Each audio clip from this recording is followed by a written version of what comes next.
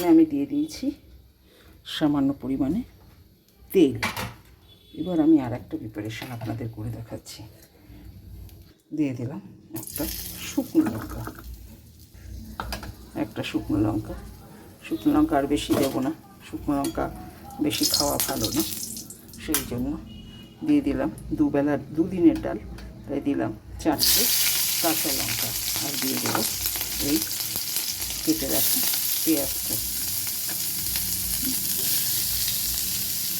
এটা আমি সম্ভার দেবো পরিমাণ মতো লবণ, 2 দিনের ডাল তাই 2 চামচ লবণ।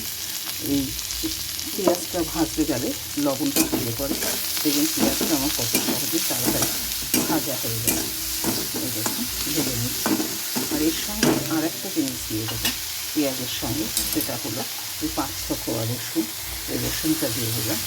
এটা রসুনের একটা ঝাঁঝালো গন্ধ আছে, সেটাও এই পেঁয়াজের সঙ্গে সঙ্গে চলে যাবে ভাজতে ভাজতে। আর এখানে দেখুন 2 কাপ মসুরির ডাল আমি সেদ্ধ করে রেখেছি 2 দিনের জন্য। এই যে কাপটা, এই কাপটা দিয়ে নিয়েছিলাম, আমরা 3 জন খাবো।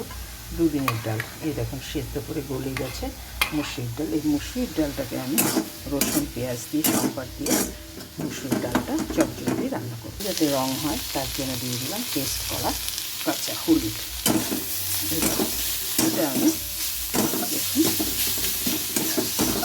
রান্না পেঁয়াজটা বেশি ভাজবো না, মাঝামাঝি ভাজা হলে ডালটা দিয়ে দেবো, তাতে খেতে বেশি ভালো লাগে। পেঁয়াজ বেশি ভেজে ফেললে কিন্তু খাওয়া যায় না, পেঁয়াজ কিন্তু আমার ভাজা হয়ে যায়। এবার আমি ডালটা দিয়ে দেবো। এখানে যে সেদ্ধ করে ডালটা রেখে দিয়েছি, এই ডালটাতে দিয়ে আমি যখন জল লাগবে সেই জলটা গরম জল দেবেন, তাহলে ডালের পানসে ভাবটা লাগবে না। জল লাগবে সেটা গরম জল দেবেন, গরম জল দিলে পানসে ভাবটা চলে যাবে। এই দেখুন আমি রান্না করে ফেললাম মসুর ডাল রসুন পেঁয়াজ দিয়ে।